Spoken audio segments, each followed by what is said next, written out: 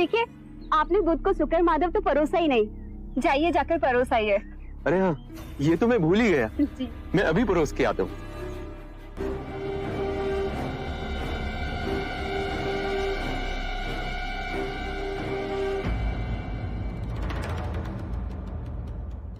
ये शुक्र माधव तो मैं आपको परोसना भूल ही गया।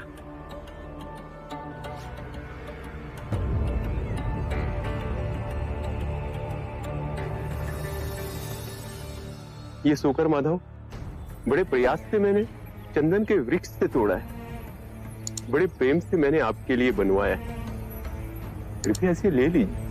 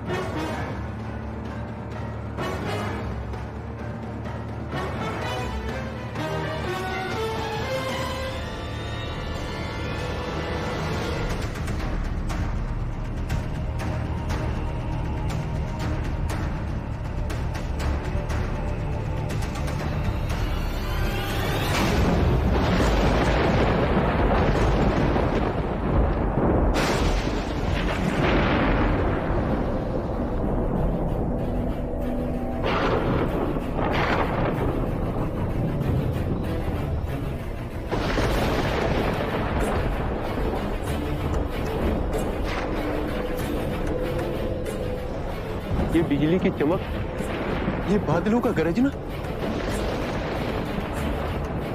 ये वर्षा ऋतु का समय भी नहीं। चंदन,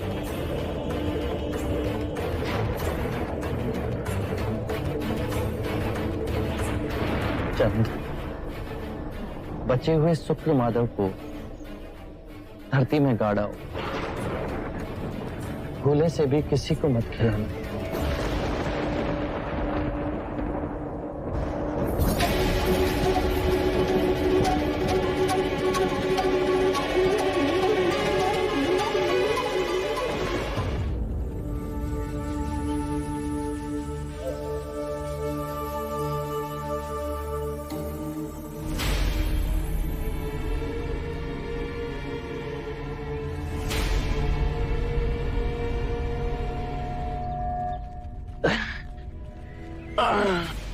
बुध, क्या हुआ बुध? आनंद, हम कुछ देर यहीं रुकेंगे। अनिरुद्ध, तुम बाकी भिक्षुओं को लेकर कुशागार की ओर जाओ, हिरण्य नदी के समीप। हम दोनों तुम्हें वहीं मिलेंगे। आनंद, तुम इस वृक्ष के नीचे मेरा आसन लगाओ। जी बुध। मैं कुछ समय यहीं विश्राम करूंगा। जी।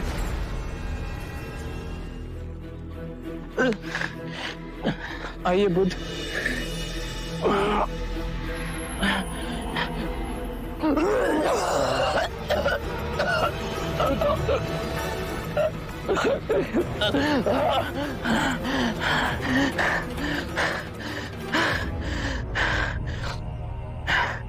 आनंद,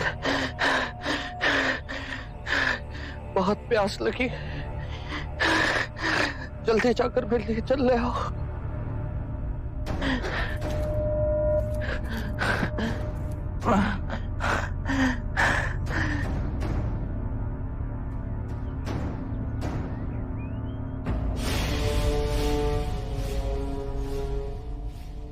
ऐसा गंदा पानी नहीं दे सकता मैं बुध को।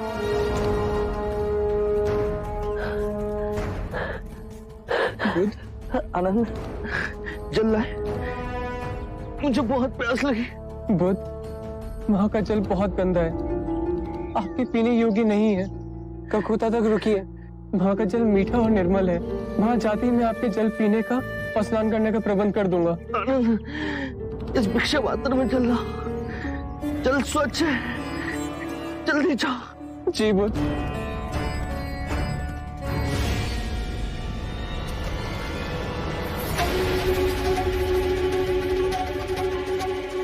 ये कैसे हो गया? भिक्षा पात्र डालते ही पानी शुद्ध हो गया। बुध,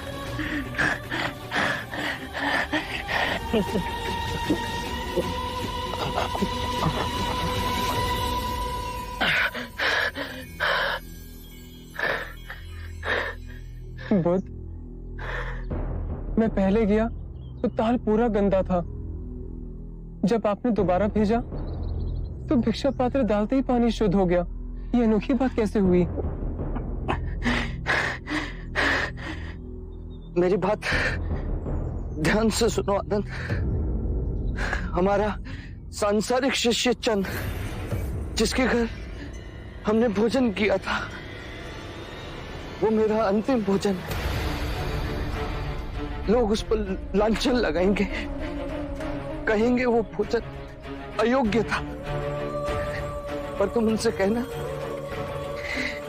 कि मुझे जीवन में 2 ही भोज अविस्मरणीय और रुचिकर लगे। प्रथम भोज जो मैंने परम सत्य पाने से पूर्व ग्रहण किया, और दूसरा जो महापरिनिर्वाण से पहले मैंने ग्रहण किया। चांद को व्यथा नहीं हो, उसे प्रसन्नता हो कि उन 2 भोजन में से एक भोजन उसने मेरे लिए परोसा था।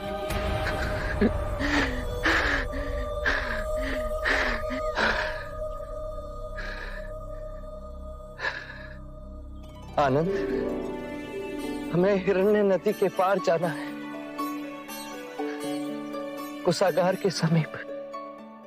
वहां साल के वन है। साल के वृक्षों पर बहुत सुंदर पुष्प आते हैं, बिल्कुल ज्वाला के समान। लाल रंग के सुनहरे पुष्प। मल्ला राजद्वार के पास हमें जाना है। जल्दी चलो आनंद। जी बुध। हमें देर हो रही है।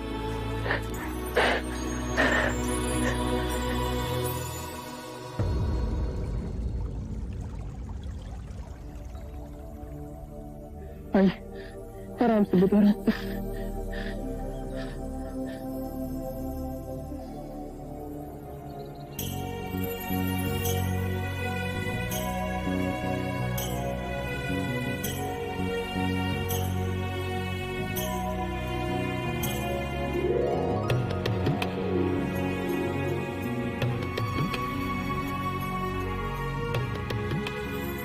आनंद, इन दोनों वृक्षों के नीचे मेरा बिछोना बिछा दो। मैं यही विश्राम करूंगा। जी बुध। अनिरुद्ध,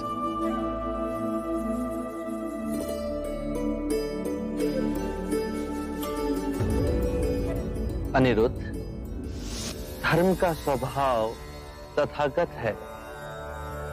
तथागत का अर्थ है जो है, जैसा है।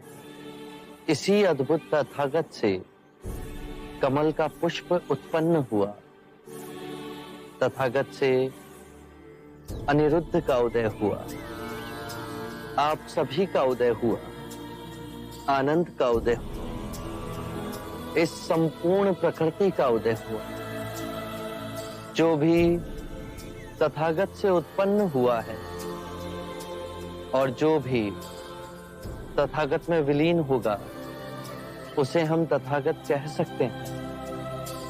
धर्म कहीं से नहीं उपजते और ना ही कहीं जाते हैं। धर्म केवल है और रहेंगे। आज से मैं और सारे भिक्षु आपको तथागत कहेंगे।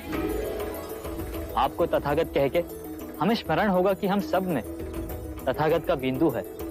जैसे यदि हमारे सर में पीड़ा हो और उसे हम तथागत से स्वीकार भाव से स्वीकारें, तो वो पीड़ा समाप्त हो जाती है। इसका कारण है कि हमारी आदि शक्ति उस पीड़ा से लड़ने के लिए बह निकली और आदि शक्ति उसका उपचार कर रही है। ये दोनों विभाजित शक्तियां सर की पीड़ा से अधिक सर को दुखा रही हैं। यदि हमने तथागत से इस पीड़ा को स्वीकार भाव से स्वीकार कर लिया तो दरार भर गई। अब हमारी सारी शक्ति इस पीड़ा को आरोग्य करने में जुट जाएगी। आइए बुद्ध।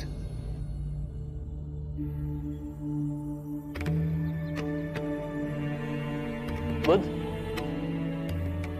अपने जीवन में अदृश्य सत्य को भी अपने में यथार्थ कर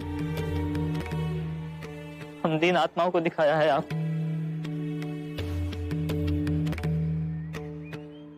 क्या हुआ भिक्षु अनिरुद्ध? आप तो धैर्यवान, फिर आज रो क्यों गए?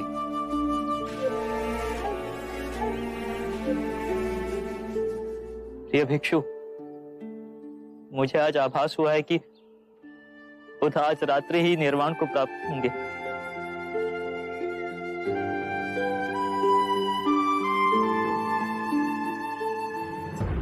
आनंद, मेरा सिर उत्तर की ओर होना चाहिए। मैं दाईं ओर लेटूंगा। जी बुद्ध।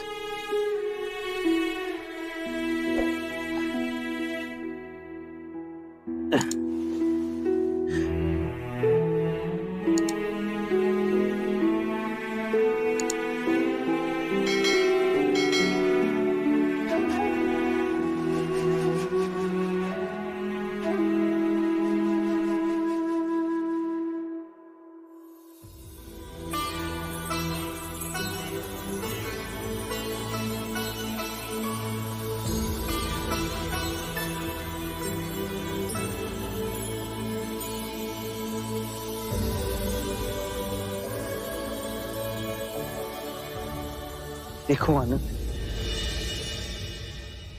अभी तक बसंत ऋतु भी नहीं आई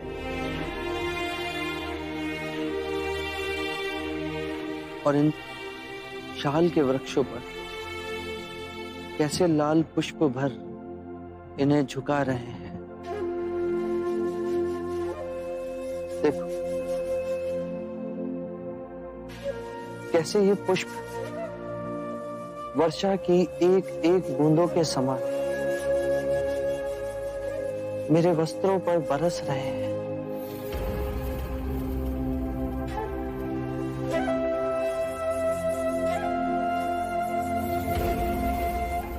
कितना सौंदर्यवान है ये वन। और वहां पश्चिम से अस्त होते सूर्य की किरणें कैसे हर ओर अपना प्रकाश फैला रही है। क्या तुम साल की इन टहनियों में बहती वायु के संगीत को सुन पा रहे हैं?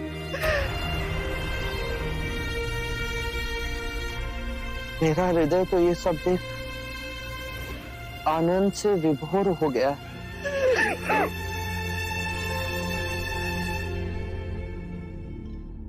मेरे प्रिय भिक्षु,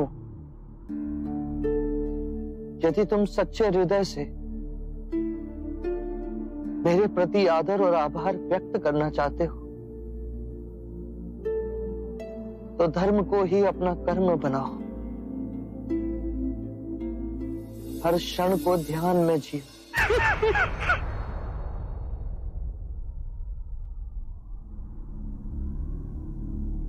अनिरुद्ध,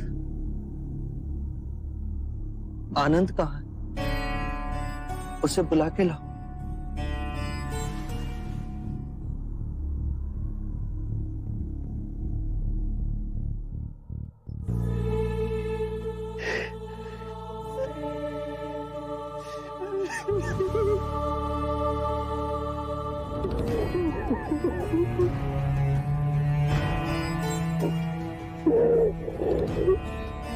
शांत हो जाओ आनंद। तुम्हें यूं रोता देख बुद्ध व्यथित हो जाएंगे। शांत हो जाओ। चल, वो तुम्हें बुला रहे हैं।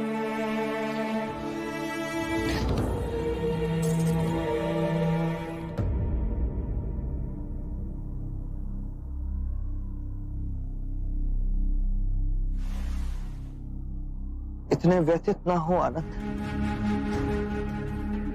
मैंने कितनी बार तुम्हें चेताया है कि सभी धर्म अनित्य है। जन्म में मृत्यु के पश्चात है, मिलन में वियोग की सूचना है, लहर के उठने में गिरने की प्रकृति है। यदि मृत्यु ना हो तो जन्म कैसे संभव है आनंद? तुमने अपने हृदय और आत्मा से मेरी बहुत सेवा की। मैं तुम्हारा अत्यंत आभारी हूं। तुम में अनेक गुण, किंतु तुम इन सभी गुणों से आगे जा सकते हो।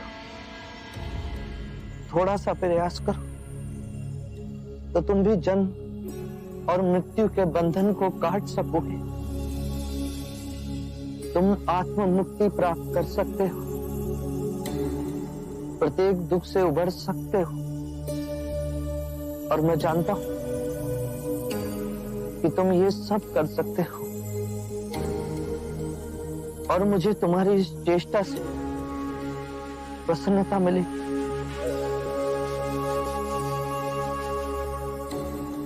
आनंद की 4 विशेषताएं हैं। वो नम्र वाणी बोलता है, उसे जो मिलता है वो उसमें प्रसन्न होता है। आनंद सबके लिए समान भाव से दयालु है, और आनंद का चुप रहना किसी को अच्छा नहीं लगता, मुझे भी नहीं। आनंद, तुमने कारण ना पूछ सर्वदा मेरी बात मानी। मेरे देह त्यागने के बाद बहुत से कार्य तुम्हें करने। तथागत, कृपया आप यहाँ दया ना त्यागिए। कुशीनार मिट्टी के घरों से बना एक छोटा गांव है। आपके महानिर्वाण के लिए इससे कहीं अधिक श्रेष्ठ स्थान है। राजगृह है, आपकी प्यारी श्रावस्ती है, कौसंबी है, वाराणसी है। कृपया ऐसे स्थान का चयन कीजिए जहां आपको अधिक से अधिक लोग देखने के लिए आए और आपके अंतिम दर्शन पा सके। आनंद, कुशीनारा तथागत को बहुत रुचिपूर्ण लगा।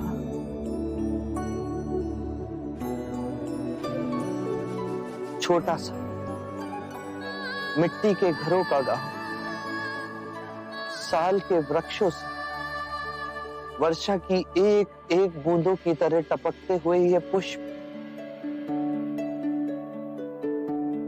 आनंद, देह त्यागने से पहले देखो मुझ पर किस तरह बरस रहे हैं।